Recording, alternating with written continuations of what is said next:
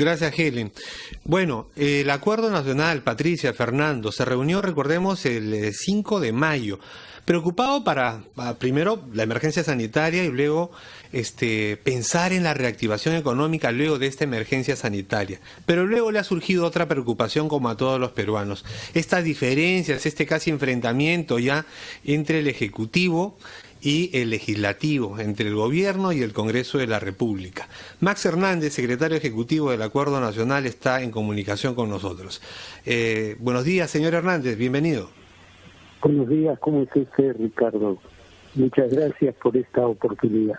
Buenos días, señor. Sí, preocupados estábamos todos por esta situación de que, tensión entre el Ejecutivo y el Legislativo a propósito de diversas iniciativas cuando estamos en medio de una emergencia.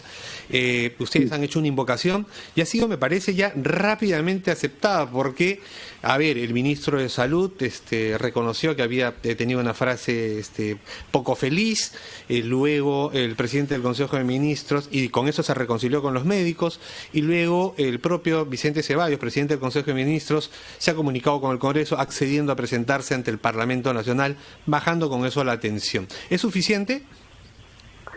No, mire, nosotros estamos sumamente preocupados. Como usted sabe, el Acuerdo Nacional tiene un componente de la sociedad civil, un componente de los partidos políticos en el Parlamento y un componente del Poder Ejecutivo.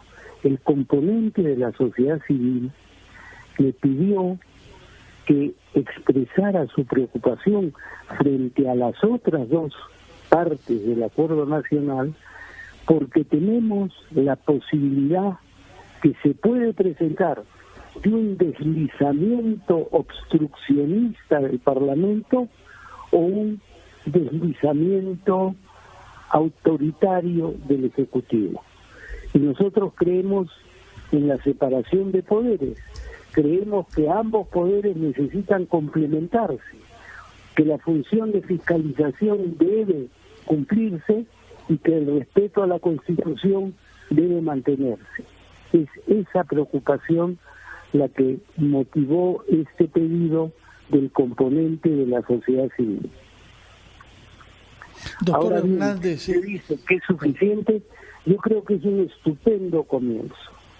Es un estupendo comienzo esta doble apertura, por decirlo de alguna manera, del Ejecutivo, y esperamos que en el Parlamento también se den cuenta de que es necesario fiscalizar, pero sin deslizarse hacia formas de obstrucción.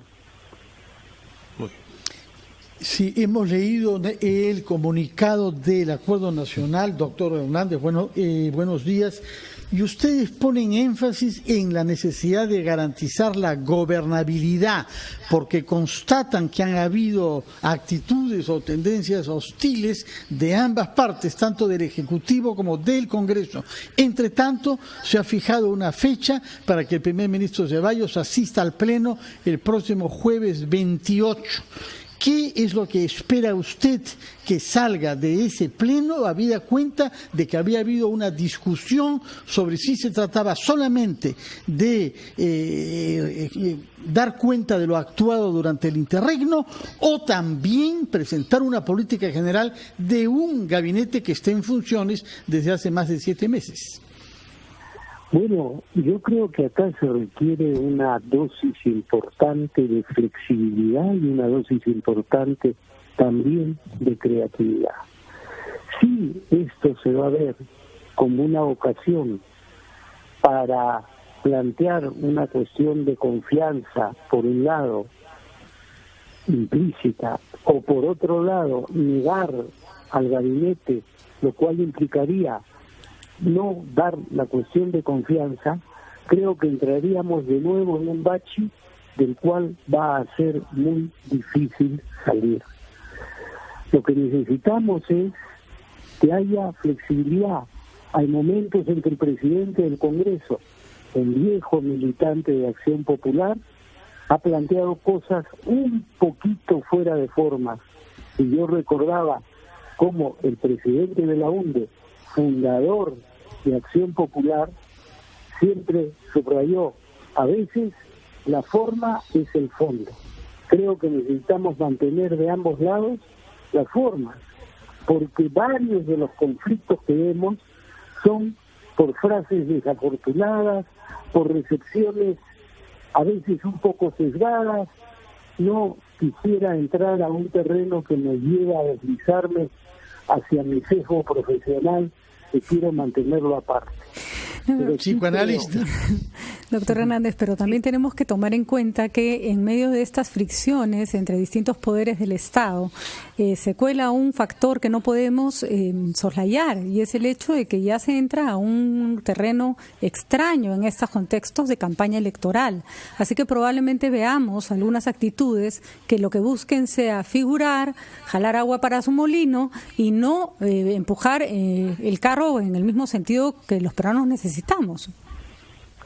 Bueno, mire, una de las cosas que se constatan y que en todos los chats y discusiones de la Asociación Psicoanalítica Internacional, de la Asociación de Psicólogos Cognitivos, de la Asociación de Psiquiatras, es que en estos momentos el potencial paranoide que todos tenemos se exacerba, que además se exacerba la tendencia a refugiarse en viejos modelos de pensamiento que no permiten enfrentar la nueva realidad, que tenemos todos una sensación de estar atravesados por la incertidumbre y el temor a la muerte, y ambas cosas afectan nuestra capacidad de pensar. Tenemos que pensar seriamente. Un maestro mío psicoanalista, que era un experto en analizar pacientes muy graves, pacientes psicóticos, decía: no es tan difícil, es como pensar bajo fuego graneado. Pero todos en este momento estamos bajo fuego graneado, y por lo tanto todos debemos hacer un esfuerzo por sobreponernos a eso, que evidentemente es enormemente difícil poderlo hacer.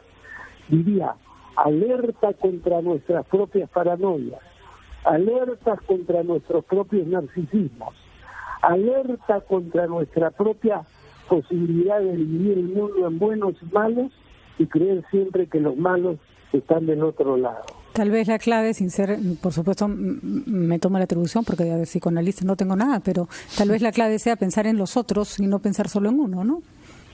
Por supuesto, y eso es fundamental. El problema con estas tres cosas que le digo es que hacen muy difícil pensar en los demás. Gracias por ese complemento, Patricia. No, gracias a usted. Si salimos del encierro solipsista, narcisista, vanidoso y egocentrista de cada quien, podremos mirar al otro, porque nunca, como en este momento, dependemos tanto de los otros y tanto los otros dependen de nosotros.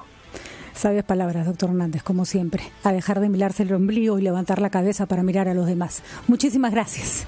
Vamos a una pausa. Hemos escuchado al doctor Max Hernández, secretario ejecutivo del Acuerdo Nacional.